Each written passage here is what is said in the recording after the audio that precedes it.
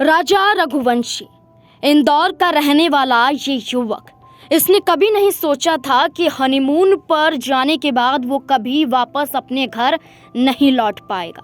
उसने कभी नहीं सोचा था कि उसकी ही पत्नी उसे मौत के घाट उतारने के लिए सुपारी दे रही है।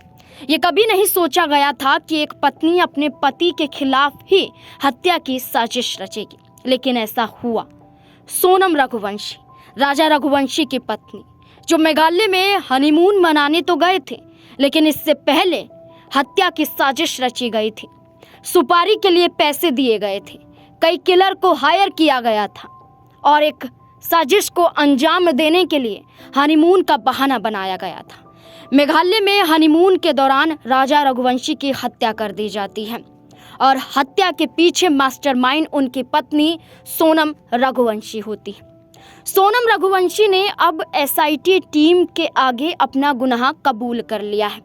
एसआईटी टीम के आगे गुनाह कबूल करते हुए कहा है कि वो खुद और उसका प्रेमी राज कुशवाहा और 2 अन्य किलर शामिल हैं।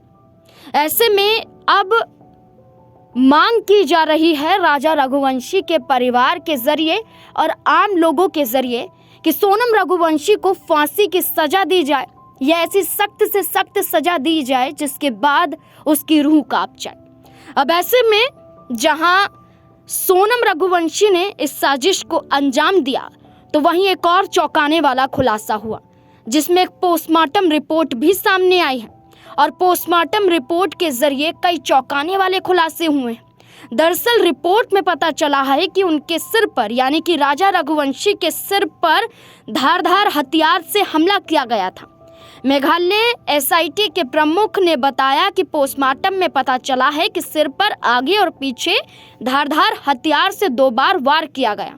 इस मामले में राजा की पत्नी सोनम और 3 अन्य लोगों को भी गिरफ्तार किया गया था, जो उत्तर प्रदेश और मध्य प्रदेश में छिपे हुए थे। इन तीनों ने पुलिस को बताया कि सोनम ने उन्हें राजा को मारने के लिए पैसे दिए थे, जिसमें विशाल चौहान, दूसरा राज कुशवाहा जो उसका प्रेमी था, तीसरा आकाश राजपूत थे। गिरफ्तार कर लिया गया, एसआईटी टीम के आगे पेश किया गया, जांच हुई, पूछताछ हुई और कबूल भी किया गया। अब पोस्टमार्टम की रिपोर्ट भी सामने आ गई है। अब बड़ा सवाल ये हो रहा है कि अपने ही पति की हत्या करने में सोनम रघुवंशी को फांसी होगी या नहीं, तो इस पर लीगल एक्सपर्ट के जरिए राय दी जा रही है। दरअसल आपको बता दें, ये मामला तब सामने आया जब ये जोड़ा 23 मई को मेघालय के चेरापूंजी में हनीमून के दौरान लापता हो गया। आखिरी बार उन्हें नौगरियाट के एक होम सेट से चेकआउट करते हुए देखा गया। उनका किराए का स्कूटर बाद में सोहारीम के पास लवारिस हालात में मिला।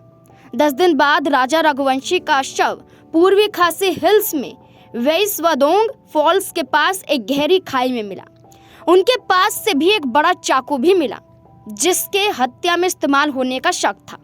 यह भी कहा जा रहा है कि राजा को मारने के लिए कुल्हाड़ी जैसा धारदार हथियार ऑनलाइन से मंगाया गया था। अब सुप्रीम कोर्ट में एडवोकेट अनिल कुमार सिंह श्रीनेत बताते हैं कि रेप के हत्या, सामूहिक हत्या, आतंकवाद, अपहरण के बाद हत्या और राज्य के खिलाफ सशस्त्र विरोध जैसे मामलों में मृत्यु दंड दिया जाता है, जो समाज को बड़े तबके को प्रभावित करता है। इस पूरे मामले में बताया गया है कि 1980 में सुप्रीम कोर्ट ने बेचैन सिंह बनाम स्टेट ऑफ पंजाब के केस की सुनवाई के दौरान मृत्यु दंड की वैधानिक बरकरार रखते हुए मृत्युदंड देने के लिए कुछ सिद्धांत तय किए थे। तब भारत में सुप्रीम कोर्ट ने इसे लेकर रेयर स्टेट ऑफ रेयर के लिए कुछ गाइडलाइंस बनाया था। इसके अनुसार मौत की सजा केवल उन मामलों में दी जानी चाहिए जो असाधारण रूप से घृणित, क्रूर और असाधारण होते हैं और समाज के सामूहिक विवेक को झकझोरते हैं। अब ऐसे में सुप्रीम कोर्ट ने बेचैन सिंह बनाम स्टेट ऑफ पंजाब मामले में कहा था कि दुर्लभ केसों में भी फांसी की सजा अपवाद के तौर पर दी जानी चाहिए। साथ ही ये भी कहा था कि फांसी की सजा देने से पहले उम्र कैद जैसे विकल्पों पर विचार भी किया जाना चाहिए। अब इस पूरे मामले में कहा जा रहा है कि ये पूरा मामला उम्र कैद की सजा के बीच में भी आ सकता है, जहां जो सोनम रघुवंशी और जो तमाम आरोपी हैं उन्हें उम्र कैद की सजा भी दी जा सकती है। लेकिन लगातार मांग ये की जा रही है कि यहाँ उन्हें फांसी की सजा दी जाए।